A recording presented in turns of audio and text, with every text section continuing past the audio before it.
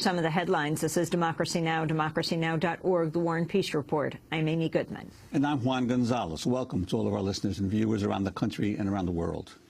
We begin today's show in Mexico, where voters head to the polls on Sunday in a historic election to pick President Felipe Calderón's replacement, as well as candidates in the national legislature, 6 governorships, and 15 state assemblies. Since Calderón took office 6 years ago, more than 50,000 Mexicans have been killed in the nation's bloody drug war. Hundreds of thousands have been displaced. Calderón's Conservative National Action Party, or PAN, is polling poorly ahead of Sunday's vote.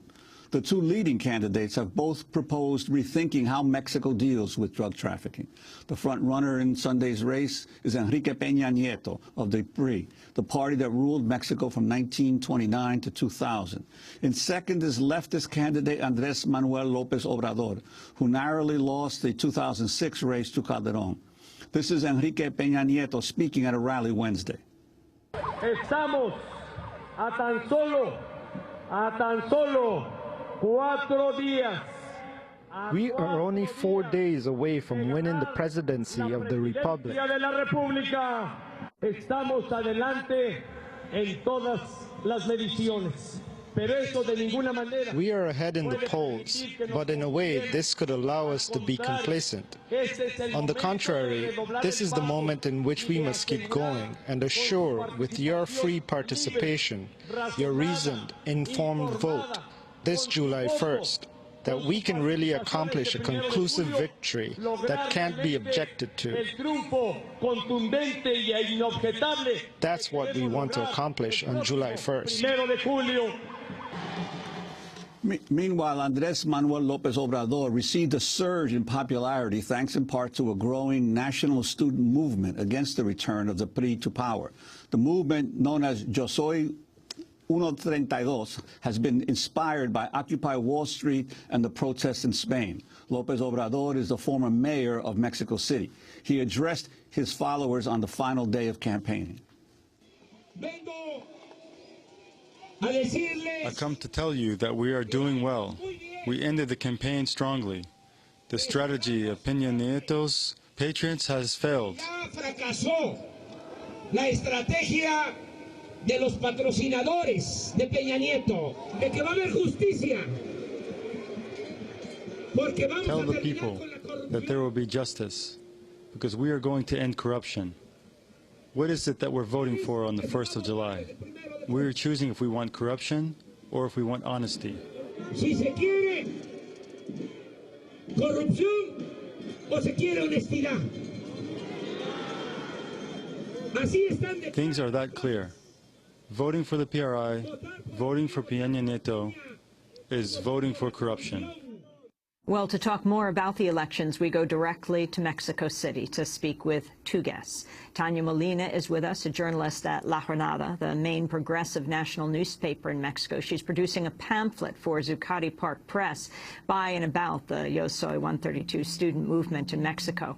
And we're joined by Democracy Now! Video stream by John Ackerman, editor of the Mexican Law Review and a professor at the National Autonomous University, UNAM, in Mexico. He's also a columnist for Proceso magazine, as well as La Jornada. We welcome you both to Democracy Now! Tania, let's begin with you. Can you explain the significance, what's at stake in this Sunday's election? Pardon? What did you say again? What is at stake in this election on Sunday? Talk about the significance of it. Okay. Well, first of all, it's a pleasure to be with you at Democracy Now! And, well, there's at stake is, as López Obrador was saying in the speech that you ran, it's between the comeback of the old regime and the continuation of a regime that has only brought us 60,000 deaths in a war against narco-traffic that has not worked at all. And in terms of the resurgence of López Obrador in the polls in recent weeks, could you talk more about the movement, the student movement that has helped to propel him forward, and how it started, and what the name signifies of the movement? Yeah. Well, it all began in Mexican university, private university called Ibero.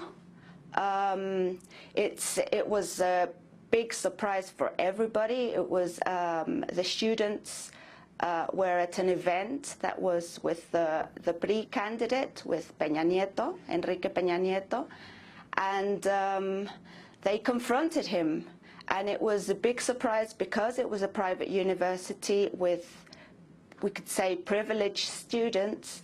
So suddenly there he was with a room full of, well, with many students telling him about his authoritarian past and about the corruption that he's linked with. So the thing was that after the movement, after that day, the event, which was on the 11th of May, the media, some of the media, the main media and the mainstream media and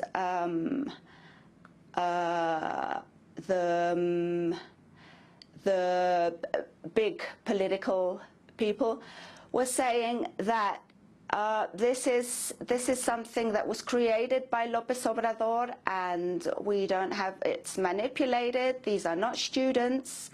So the next day, the students were on a video on YouTube saying, holding up their credentials and saying, this is us, we're students, this is an authentic movement, and that was what triggered the movement. It was the media saying these are not authentic students, and the PRI trying to minimize the movement, which was not a movement at that moment. And so this was how they came to Yo Soy 132, because they are 132 students that confronted him. I am 132. Exactly. In the student. 131. So the 132 is now that the Mexican population has is in solidarity with them. We're also joined. I am 132. We're also joined by John Ackerman, editor of Mexican Law Review, also in Mexico City.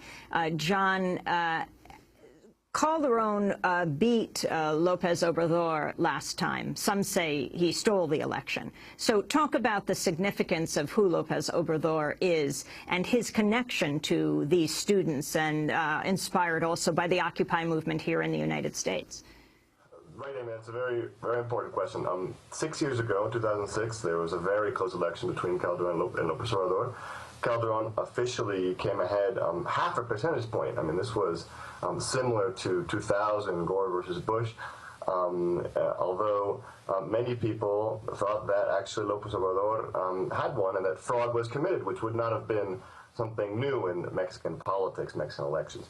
And López Obrador basically over the last 6 years has been on a grassroots campaign. He has visited every single little municipality or large municipality in the entire country, including all of the indigenous municipalities, thousands of them in the state of Oaxaca. He has basically conducted a ground campaign for the last 6 years with very little money, not much financing or funding. And in contrast, Peña Nieto, his campaign has been run by the television duopoly. We have corporate media anywhere in the world, but in Mexico this is sort of over the top, because we have two television stations, Televisa and TV Azteca, who control 95% of all the channels. You know, they have 4 national channels, each one of them, and many local channels.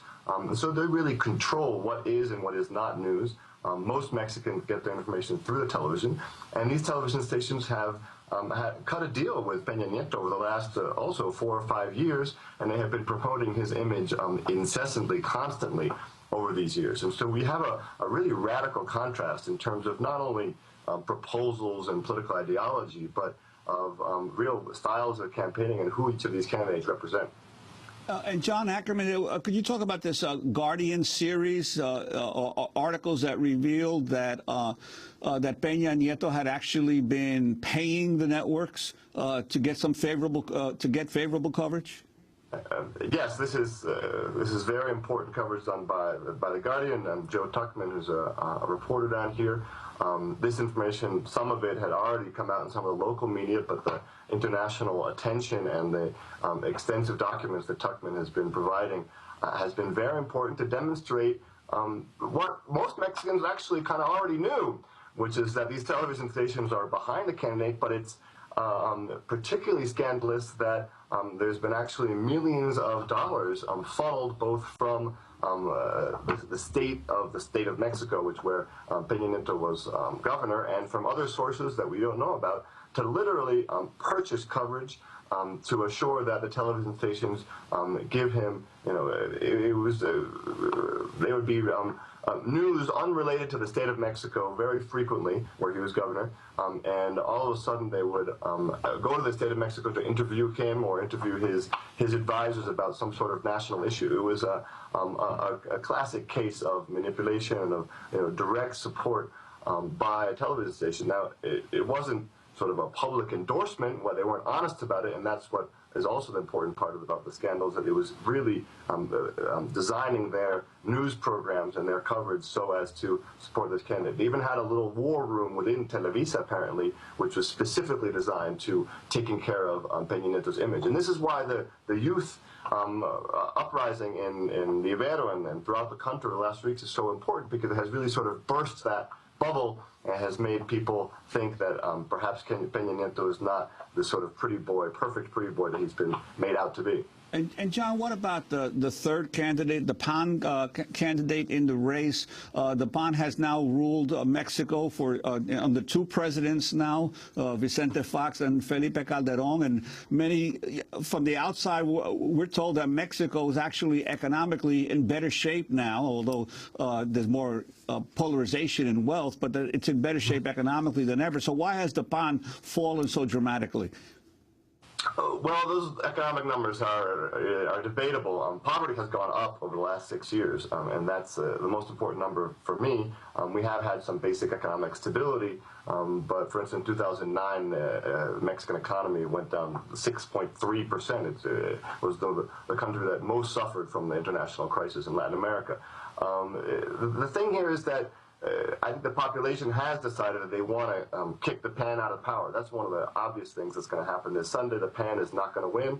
Calderón's candidate, Josefina Vázquez Mota, it's an important candidacy because it's the first time a woman has been running on a major party ticket, but she's way down in the polls, and people are really upset, as the other guest mentioned, about all the deaths and the economic stagnation.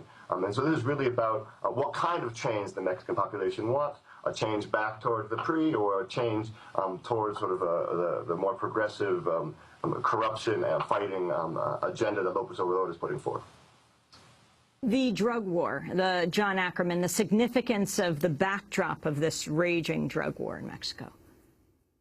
Yes, very important. This is once again, this is the central reason why the PAN, Calderón's PAN, is most likely not going to be reelected in power. The interesting point is that actually this has not been a central policy issue that has been debated between the candidates. Basically, all of them are saying we need to change the strategy. Something else has to happen, particularly, and this is, I think, a good point that all of them, even the pre-candidates, talking about, is that Mexico should be focusing principally on peace, reducing violence on Mexican soil, and not so worried about doing the dirty work for Washington and the drug war. This is something that the United States government has started to get worried about, actually, and has started to put pressure on Peña Nieto. And Peña Nieto, in response to that pressure, last week appointed Oscar Naranjo, who was the police chief for Uribe in Colombia, as his top organized crime advisor. So Peña Nieto is sending a very clear signal that he at least does want to continue on the same path as Calderón, following the dictates of the North American drug war. And Tania Molina, as in most elections, turnout will be a big issue. How many people actually come out to vote? What are the historic turnout levels in Mexico for presidential elections? And are you getting the sense or polls showing that more or fewer people will be voting this time? It seems that more people will be voting. And again, the Yo Soy 132 movement has a lot to do with it, because before the movement, there was quite a big campaign among people saying that, oh, we shouldn't vote because none of the three candidates really, we don't really agree with any of the three, so let's just not turn up. And after the Yo Soy 132, what they say is, yes, you should vote, this is very important, and they are trying to get people to inform themselves about the vote.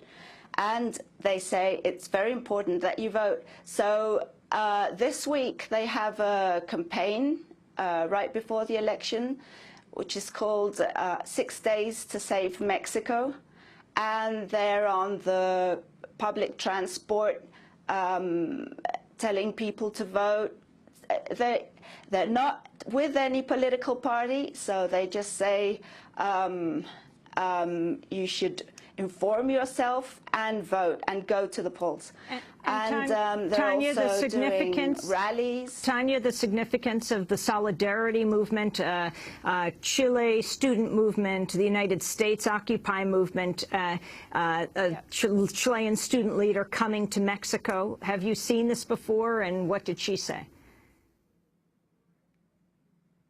Yes, we had the visit of Camila Vallejo, the leader of the students' movement, well, one of the visible leader of the students' movement. She was here about 2 weeks ago, and this was a visit that was a coincidence, but it was a great coincidence for the movement. She was with the movement. She had a couple of mass reunions with them and with students and general population. And she said, thank you for putting the mainstream media on as a target, because she said, our student movement in Chile, we always target government. We aim for public education, but we had never targeted the other power, which is the media. So she was saying that it's a wonderful thing, and she was very excited to be here. And the movement, of course, was very excited to have her here. And it was a great exchange of experiences. So that was one of them. The other is with the Occupy and with the Indignados. There's been exchanges as well, and there are people in Spain that have gone with the Indignados, Mexican people that are with the Yo Soy 132. And all over the world as well, there are several groups of Yo Soy 132, of Mexicans that are outside. We have them in London, in France, in several countries in Europe. Let us finally go to John Ackerman to ask you about the role of the United States in these elections, if there is one. Oh, that's a big question. The United States has been, at least the U.S. government has been very attentive. Joe Biden had a surprise visit in February, I think it was end of February, beginning of March, and he met with all three candidates. This was kind of unprecedented that a vice president would come down right in the middle of the campaign, or just before the campaigns were starting. All three of the principal candidates met with him. It seems to me that the U.S. government is particularly concerned about oil and drugs. You know, those are and my immigration, of course, are the three big topics. I don't think any of the candidates offer radical changes here, although obviously López Obrador is going to have a more sort of focus on Mexican sovereignty on all of these top issues. And Peña Nieto has been really doing a massive PR relationship within the United States to make the U.S. sort of establishment think that he is the safest candidate. But that's risky because Peña Nieto also has a very dark past.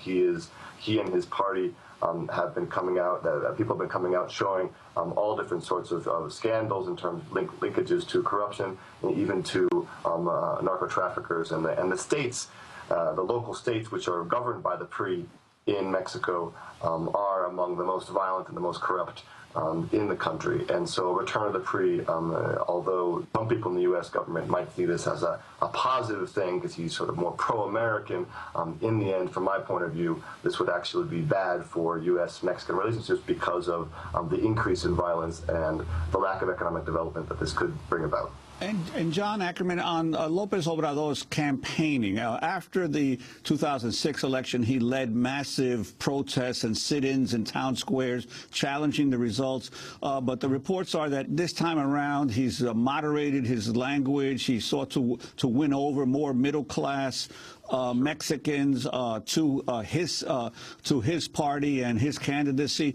Do you have a sense that this is this accurate, and has it had any impact in terms of boosting his support? Yeah, well, there's two sides to this. On one hand, yes, López Obrador 6 years ago led million-person marches downtown demanding a full recount. I think this was really an inspiration to many of us. Al Gore in 2000 went home. He didn't say anything. And López Obrador actually took to the streets and demanded a full recount. And this really galvanized society and has led to very important electoral reforms, for instance, after that election. But yes, it hurt him in terms of estranging him from some more moderate voters, and he has radically changed his message this year.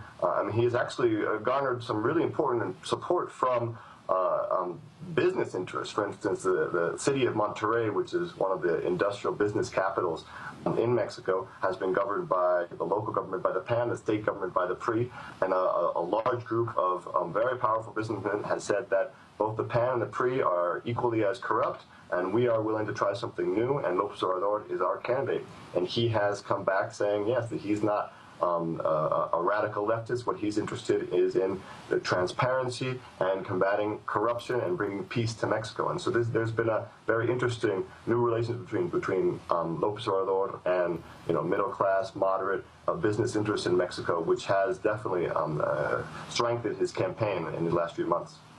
John Ackerman, we want to thank you for being with us, editor of the Mexican Law Review, professor at the National Autonomous University of Mexico, UNAM, also columnist for Proceso magazine. And we want to thank Tania Molina, who is a journalist at La Jornada, the main progressive national newspaper of Mexico, producing a pamphlet for Zuccotti Park Press by and about the Yo Soy 132 student movement in Mexico. This is Democracy Now!